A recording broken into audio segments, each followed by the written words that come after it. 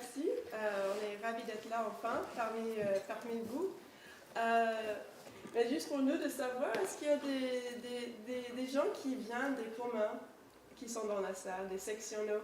On pouvait juste pour nous aussi, en fait. Donc c'est bien. Et donc ça c'est bien pour comprendre ce qu'on va parler, parce qu'on veut donner en fait un contexte international et puis venir à la situation un peu plus locale. Est-ce que vous savez que, bon, il y a certaines statistiques qui disent que 9% de la territoire française est tenu en commun foncier.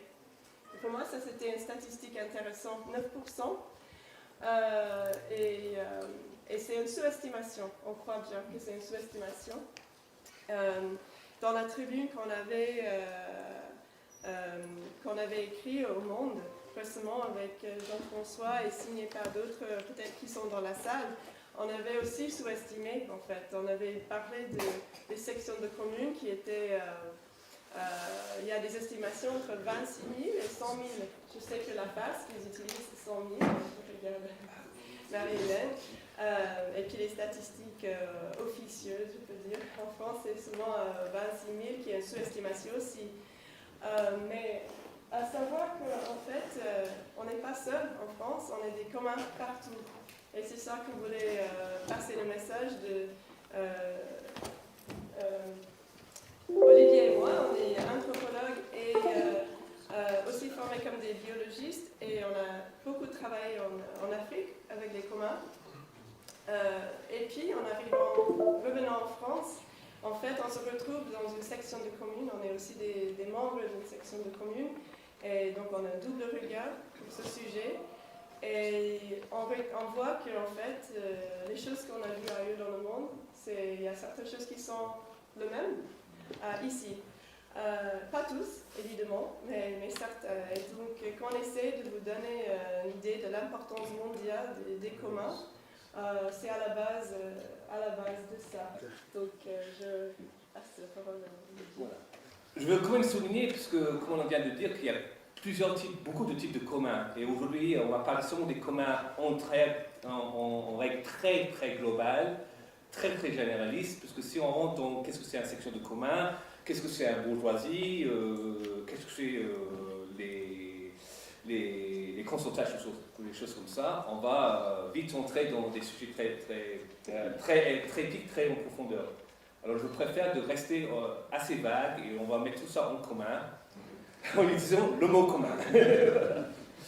Alors, qu'est-ce que c'est un commun? Ici, on va parler beaucoup des communs fonciers de terre. Il y a aussi des communs intellectuels.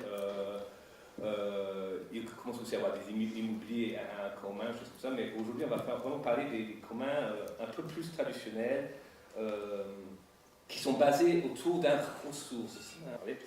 Alors, on a les communs, en général, c'est une forme d'utilisation par plusieurs personnes ou une communauté dans un but précis. Ici, je donne l'exemple de notre commun sous la section de Mouret, où il y a des aquagistes qui utilisent la ressource ici, c'est la forêt. Et cette utilisation, c'est gouverné par un système de gouvernance qu'on voit ici très informel, tout en haut, dans laquelle il y a les utilisateurs. Et entre les deux, ils essaient de gérer comment ça va être utilisé. Et le résultat, dans ce cas, c'est pour les aquagistes de Mouret, le résultat, c'est pour faire de boîtes de chauffage. Alors, tous les communs, ils ont plus ou moins le même système, qu'il y a toujours une ressource, un système de gouvernance avec des utilisateurs, parce que même si on dit commun, ce n'est pas ouvert à tout le monde, c'est ouvert à quelques personnes particulières dans la communauté, qui fait d'autres problèmes, avec un but précis qui est ici dans ce cas, c'est le bois de chauffage.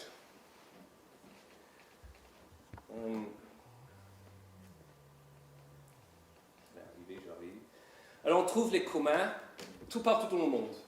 Moi j'ai beaucoup travaillé avec les Babongos au centre Gabon. C'est des peuples autochtones qui, leur commun c'est le forêt. Ils peuvent aller où ils veulent. Par contre, leur commun n'est pas reconnu par l'État. Mais on trouve aussi en Amazonie, un peu tout partout. Ce carte ici, c'est vraiment surtout des cartes, un carte sous les peuples autochtones, parce qu'ils sont beaucoup mieux répertoriés par les anthropologues, les sociologues et choses comme ça. Ça n'inclut pas les communs qui sont gérés par les populations locales. Ça peut dire des gens d'un village ou des gens dans une commune ou des choses comme ça. Alors ça, c'est vraiment une sous-estimation, et si on inclut les populations locales, ça va couvrir beaucoup plus de le monde. Alors, il y a les valeurs traditionnelles des communs. Ça peut être j'avais parlé de bois pour les aquagistes, mais ça peut être aussi des zones de pêche, des terres agricoles, des canaux comme les bises, des rivières, des terrassements, des bâtiments, des zones de chasse, des alpages. Et ici, c'est comme un assez ancien carte, c'est un carte de 1867, mais ça montre à l'époque les communs qui étaient tout partout en France, mais surtout que chaque région avait des communs basés sur des ressources assez précises. On voit que dans l'Est, c'est beaucoup plus le forêt, sur le moitié ouest, on avait les friches, et un peu plus en ouest, tout en haut, au nord, on a vraiment les terres arables. Et ces ressources,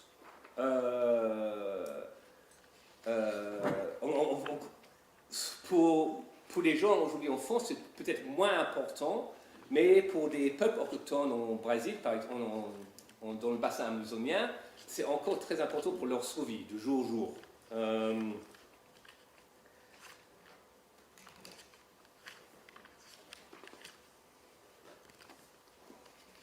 En Europe, on a encore des communs qui sont répertoriés. Ça, c'est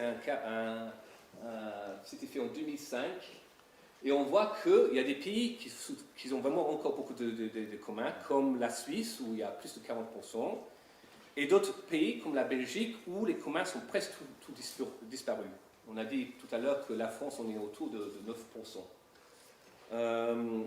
Il y a un projet intéressant qui va se lancer à fin de mois, qui essaye de répertorier tous les communs en Europe, et c'est un peu ce carte qu'on voit à la droite. Et ils vont lancer ce carte qui est ouverte à tous fin octobre. Alors, comme j'ai dit tout à l'heure, les communs, aujourd'hui on va utiliser le mot commun parce que ça englobe beaucoup de mots que des fois c'est des mots patois, comme le patek, les calors. Des fois, c'est des mots que tout le monde connaît, comme les alpages, c'est un peu moins connu, mais encore les sections de commun, je crois que les gens ici les connaissent. Et chacun de ces communs, ils ont un statut différent, avec des ressources de base qui sont différentes. Juridiquement parlant aussi, ils ont des différents statuts juridiques. Dans certains pays, c'est reconnu dans la loi et même respecté, renforcé. Dans d'autres pays, comme on a vu en Belgique, c'est presque disparu puisque la loi ne soutient pas trop les communs.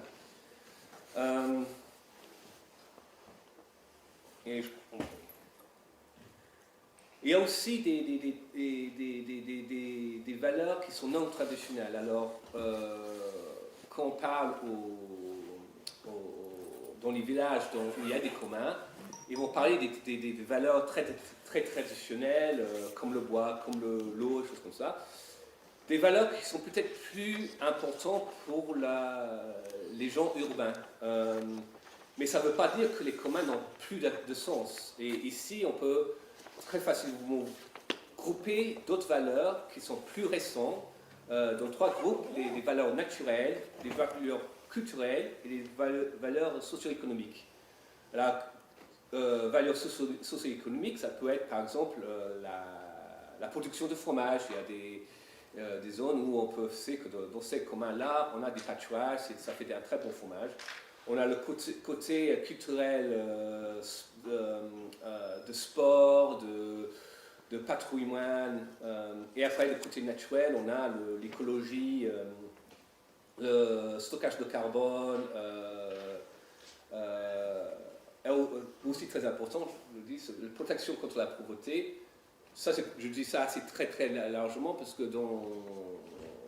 par exemple en Afrique centrale, la forêt c'est la ressource primaire pour les Babongos, même au Amazonie, mais même en France, pour le jeune agriculteur, les communs sont peut-être un endroit où il peut, à moins frais, commencer leur propre stabilisation.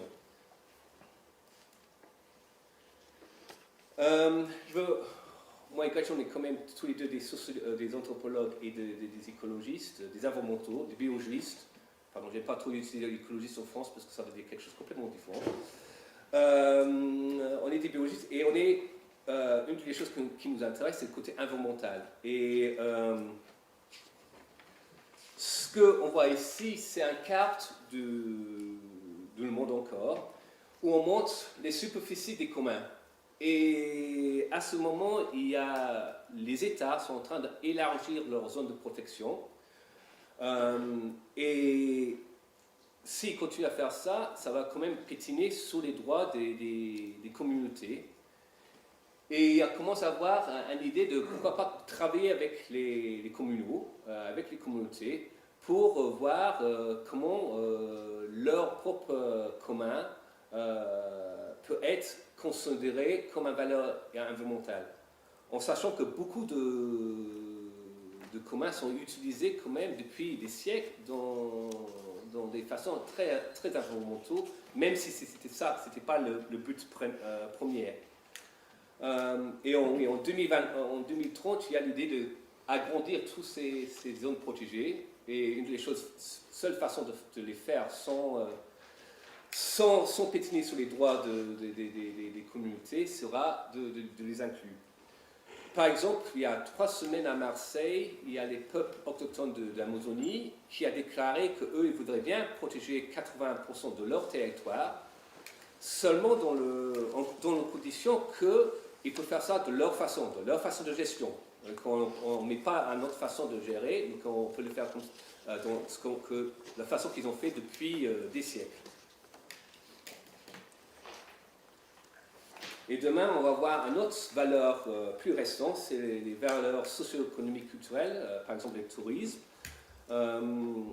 Ici, c'est intéressant parce que dans la section de Kocha, mes excuses si j'ai mal prononcé, c'est que c'est quand même, cette station de ski est quand même basée sur des anciens pâturages.